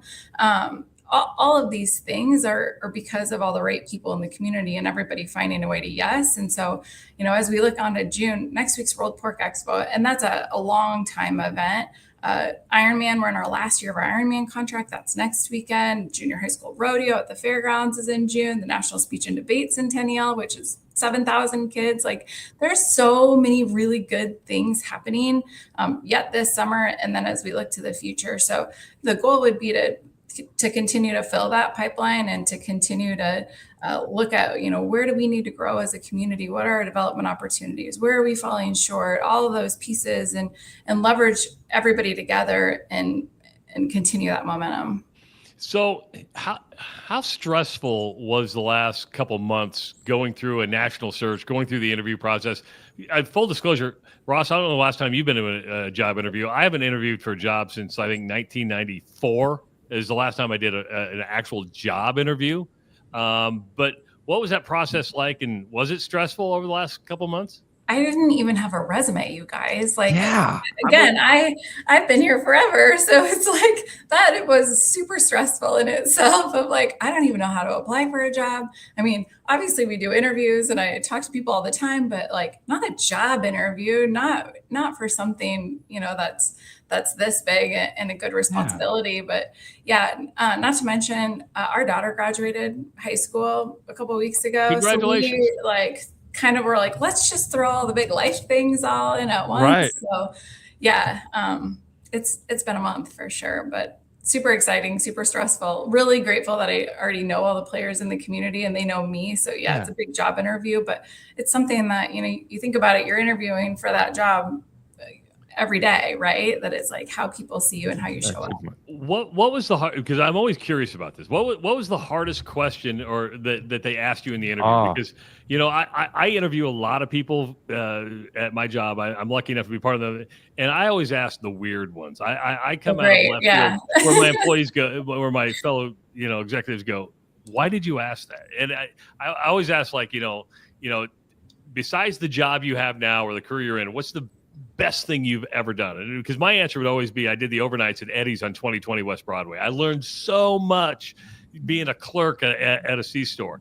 And they go, why do you ask that? I go, because you learn people skills there. If you like being working the cash register when you're 19 years old, it says something. What in your interview, was there a question you went, wow, that's a really good question? Yeah. So, we talk about the staff, the one that sticks out to me. I felt like they were all hard. And I think maybe because, when your heart is like pumping so loud in your ears, it's hard to use your brain as part of that. So I think anybody that's been in kind of one of those stressful situations, no matter how confident you are, or how much you know your people, the brain and the heart are competing always. But the question that sticks out to me is, we talk about our staff, and the question was like, what would staff be most excited about if it were you? And what would they be most upset or worried about if it were you? And it was like, oh my gosh, I don't really know. It's like everybody likes me. What do you mean? They're not going to be worried. Everybody likes me.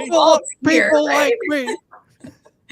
Yeah, it's hard. And again, all we know is Greg's leadership too as CEO. So even though I've been here forever and the bulk of our staff has been here, has solid longevity, Greg's been here 25 years. He started this place. I mean, not really, but we give him a hard time that he's like that institution. So nobody's ever known a CEO here besides Greg. And so that's just a challenge in itself, Yeah, let's just go there then, because that's one of the things Travis and I did talk about. And you're well aware, more than anybody, of these shoes that Greg is leaving. And for a long time, in fact, when Greg made this announcement, we even said, well, we're in trouble because this guy's isn't. You still are.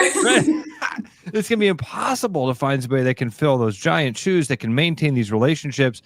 How are you combating that, or how do you see that challenge?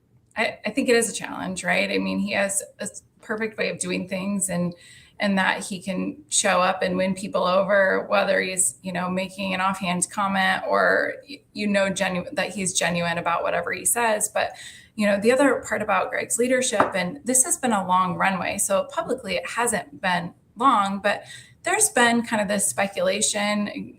Let's wish Greg a happy birthday next week. He turned 70. So there's been kind of this feeling in the air. And with that, he's been super great in that I've been lockstep with him for a couple of years now. It's in every conversation, in every meeting, part of all of that background knowledge. And so, yes, there's big shoes to fill, but I've also got all that knowledge because he allowed me to be in the room and part of all of those decisions and conversations. So that's really helpful too. You know, Ross doesn't like personality assessments, but what are your top 5 Gallup strengths finders? What? Oh yeah, so you've never had to take a I personality don't know. test? Oh, I've taken plenty of personality tests, but So Gallup has the strengths finders. That's usually the common one. Did you do the Enneagram? Did you do? Yeah, I'm an Enneagram 8-3-1. I'm not a 5. 7 for sure. I'm a 5. Oh, you're a 5. You're like one of those weird ones. Yeah. My husband's a 6, so he worries about everything. I don't know. I'm in a yellow list.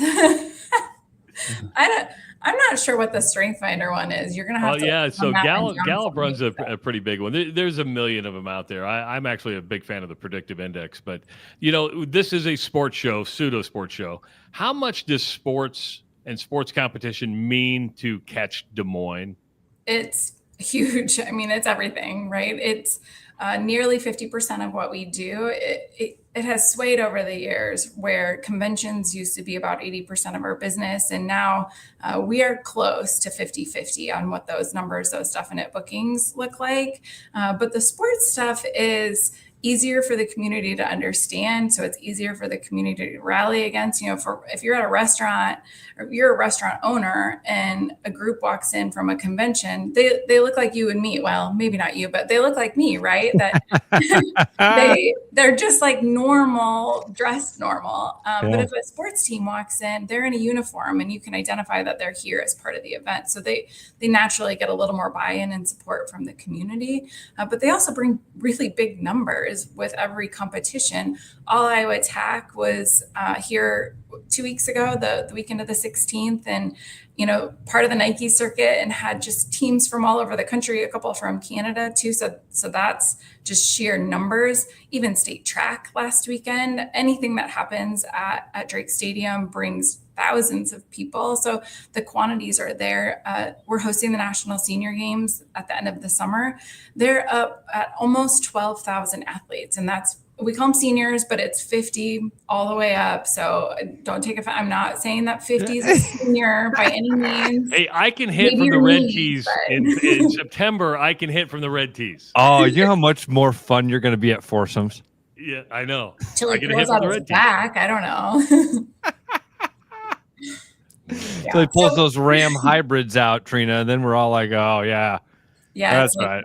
the e-bike version of the golf clubs for sure. But you mentioned that, so it's 50-50, and what that happens is they spend money here, right? And so, and a lot of that is hotel space, and I know a lot of communities are backing off what the hotel tax, and Greg's leaving you with, hey, oh, by the way, they're slashing $800,000 out of your budget. How do you tackle something like that? How do you go to these communities and say, hey, listen, the events we're bringing in are filling your hotel taxes and doing that? How do you make up for that deficit?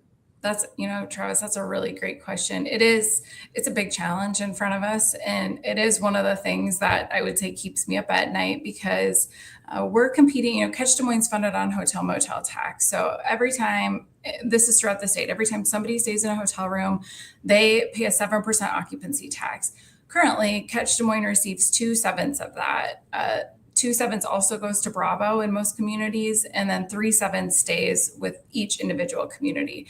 But really, we're that revenue driver, right? So as we bring in an event and people stay in a hotel room and pay that hotel motel tax, not only are we working to grow our budget, but we're a revenue driver for each one of these communities too. So part of this is telling that story that we're a unique source of revenue for those communities. And it's not all about the hotel rooms, right? We talk about these athletes and how they stay in hotel rooms, but they also eat in our restaurants and shop in our stores and have to get gas somewhere and all those pieces. But in this industry, we compete against cities that are larger than us, and we're expected to compete against cities that are larger than us. Omaha is a really big competitor of ours. And you look at, Kansas City hosting major soccer tournaments, and just across the country, people are seeing the value, communities are seeing the value in tourism, and they're increasing that support. They're increasing those budgets. So to be in a time where the cities are saying, you know what, property tax at the state level is really putting us in a bad spot. And I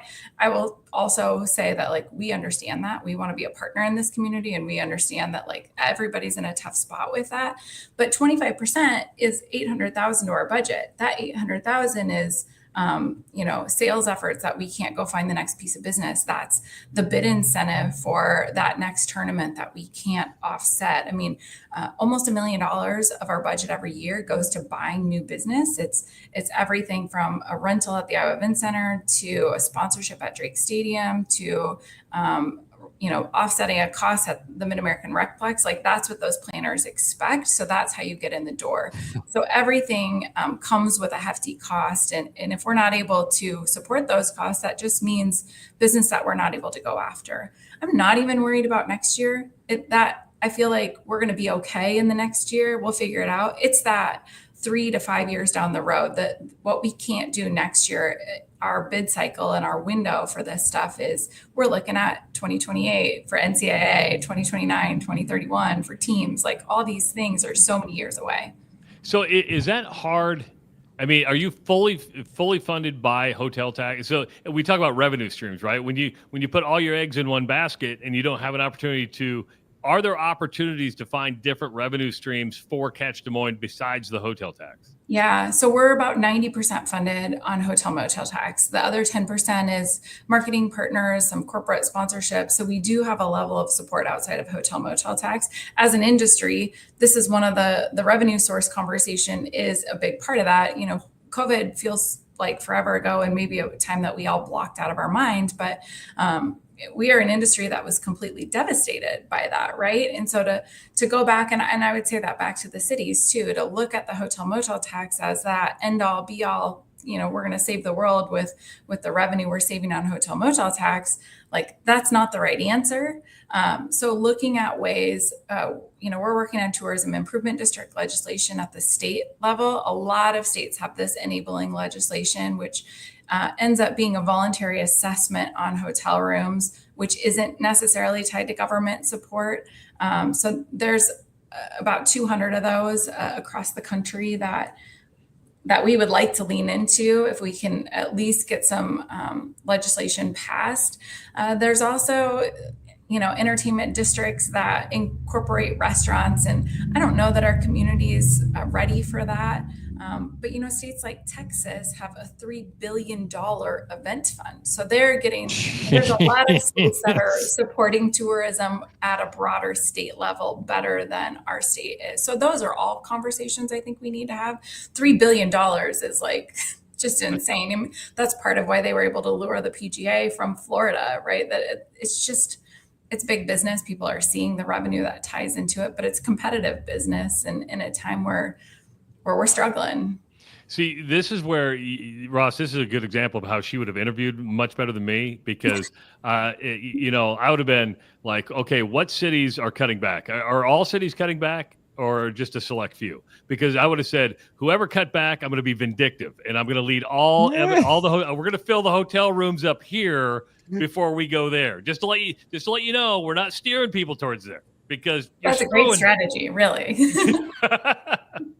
I know you can't do it because there's a need for hotel rooms, but that's where my mind goes. Oh, you're going to cut us back? Fine. I'm not going to send anybody your way. Well, there's some legalese against that. It's a regional 28E agreement. So all the cities have to be unanimous in how they adjust their funding.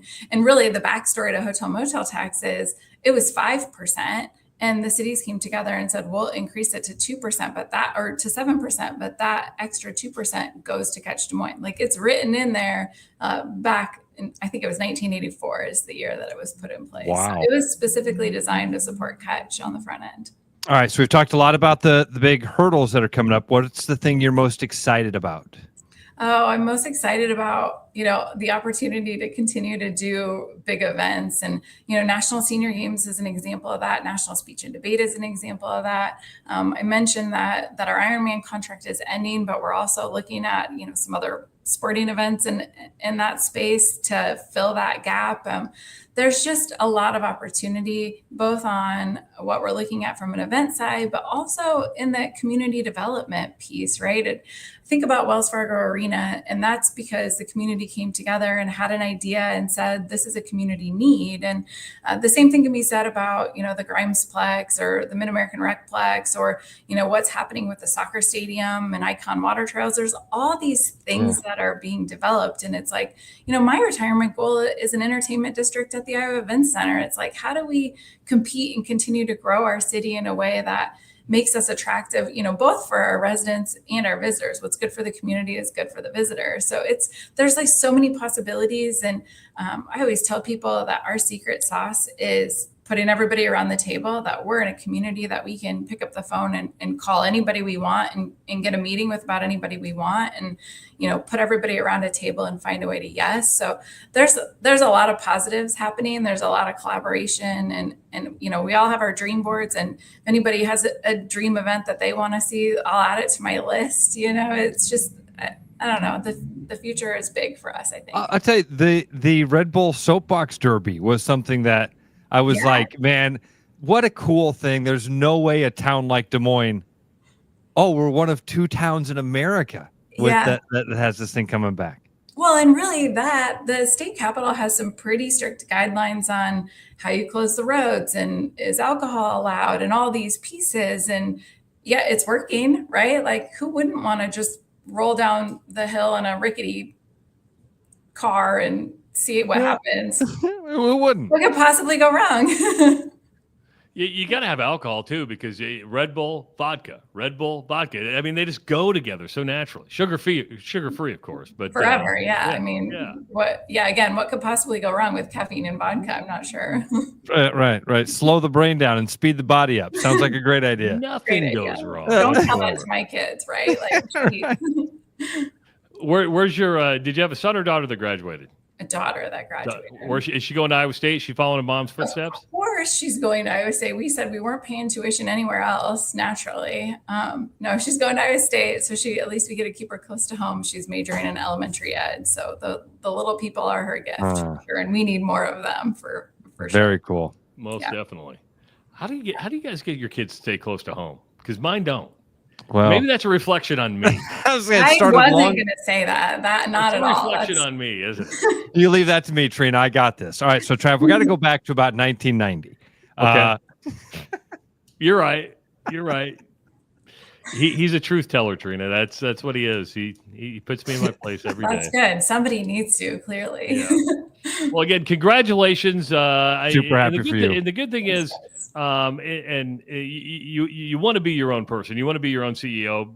But the good thing is you have a great mentor who is going away, but will be there to be a sounding board. And I think that's what, it's not an easy job. And you watch it with coaches. When you replace a legend, it's not easy. Right. But if you have that continuity and that sounding board, that makes it a lot easier too. So, we joke that when Greg's done, he's still going to walk through the office with his cup of coffee at least once a week and just wander around. So I have no doubt that he'll be around. Right. Do you keep an office for him? Do you just say, hey, we've got 100 square feet over there. That's your office? Yeah, he doesn't stay in his office anyway. You know how he is. He just. I was going to say, you keep a chair in your office is what I was going to say. Yeah, is there like exactly. the Greg's chair? Yeah, Greg's chair. Yeah. Thank you guys. I appreciate Trina. We're going to have the conversation. Reach out to you several Saturday times. night. By the way, are you going to Shane Gillis? Shane Gillis, I will be there. All right, yeah. All right. We'll see you. Who doesn't take their 15-year-old kid to Shane Gillis? It's fine. It's fine. So Travis, are you going to use your other ticket? Yeah, I'm using my other ticket. Oh, yeah, okay. I was because I could bring my 15-year-old too, and if it changes, I'll let you know. I know a guy that maybe you should reach out to and see about a Shane Gillis. You know a guy? I know a guy. Trina, thanks so much. Congratulations again. We're really happy for you. Talk to you soon. Thanks. Bye. Okay, talk soon. See you Saturday. Trina Flack joining us on the Rush Radio Show. Nobody better. You realize how much Think about that. At one point, conventions, which nobody knew about. You just saw all these people downtown going, what are all these people doing here? It's a great point. But sports, and it can be any sport you want, means 50% of what they do now. When I was at Buzzard Billy's, Trav, I saw a basketball team from New York. How did I know it was a basketball team from New York? Because their jerseys and all the gear. All the moms and dads are wearing, New York Knights. Like, oh, that's, and then the youth sports complexes. I mean, I'm not a tax guy. I'm not. I'm not a big tax guy. But if 90% of what you're coming is from hotels, think about you're bringing teams into all these sports complexes, and you're charging $25 a ticket. Couldn't you give 1% of that to catch Des Moines? I mean, you don't have to increase the price of the ticket. When you say the price ticket, means to get in? To get in. Well, that was an event down in Kansas City. I've never been. But I'm just talking locally. If you're looking for new sources of revenue, why can't you go to these sportsplexes and go, hey, we're driving business to you. Give a little back. But that's where my brain goes. And I wouldn't look at it as tax. It's just, hey, we have options here. I know that's a little heavy-handed, a little organized crime. but if you want to keep filling your places up, help me help you. I loved your question about the resume. Dude, I would bomb an interview. I think I'm pretty good with You would people. bomb an interview because you're brutally honest. I would bomb an interview because I haven't done one in 20 years. Because I had the same job for 20 years. People that have really sharp resumes, people that are really good in interviews. Do you know why they're really good at interviews? Because they get fired and have to do more interviews. You know why their resume looks so sharp? Because they've been constantly keeping it up to date because they know these people are going to figure out I'm a fraud and get me out of here. I feel like if somebody shows up with a really sharp resume and they're killing the interview, that's a red flag of like, oh, and then somebody's really nervous. Like she's talking about, I don't remember what they're firing questions at me. I don't even know what to say. That'd be me. I'd be like, I'm good at the job. I can tell you that. I've been doing it for 17 years. You guys know this job that you're hiring for? I'm good at that. I'm not good at this part. I'm good at that part. Love it. Good job. All right. Wow. Fun week. Next Friday, Greg Warren's going to be joining us. He's a comedian. Good dude. He's Ross Peterson. I'm Travis Justice. Greg will be fun. I like Greg a lot. Have a great weekend, everybody. We'll be back Monday morning at 6 a.m. Relax. Have some fun. It's going to be nice today. We'll see you later. Bye-bye. Bye, buddy. Hi, everyone, and welcome to May. It's finally starting to feel like spring. I'm John Lanera, sales manager here at Willis Lexus, and this month we've got some great specials. We have interest rates as low as 3.79 on select models, and if you prefer to lease, we have $1,000 of lease cash on RX, $2,000 on ES and ES Hybrid, and $2,500 on NX Gas. And don't forget, this month we've got the Principal Charity Classic coming on, so expect to see you guys out there. I invite you to stop out and take a look, or visit us online at willislexus.com. I'm loving these wooden nickels, Brian. Yeah, I suppose everyone is catching on. Just spend $20 to get a wooden nickel. It's 25. Collect 10 and add up the savings on your next purchase. Some of these are worth $5. That could be huge. I know, right? That's why you have to spend $20. It's 25. Collect 10. It's like money back to you. Spend 20, you get another wooden nickel. It's 25. Collect 10 and add up the savings. It's huge. Central City Liquors, home of the 10% cash coupon. And the wooden nickel program. It's huge. With over 260 beers on tap, El Bait Shop isn't just another craft beer bar. It's the best. Beer lovers know El Bait Shop, 200 Southwest 2nd, Des Moines. There's a new spin on casual dining near Drake University. Lucky Horse Beer and Burgers. Craveable faves, flatbreads, delicious burgers, frozen cocktails, and a crazy cool vibe. Get to Lucky Horse Beer and Burgers today.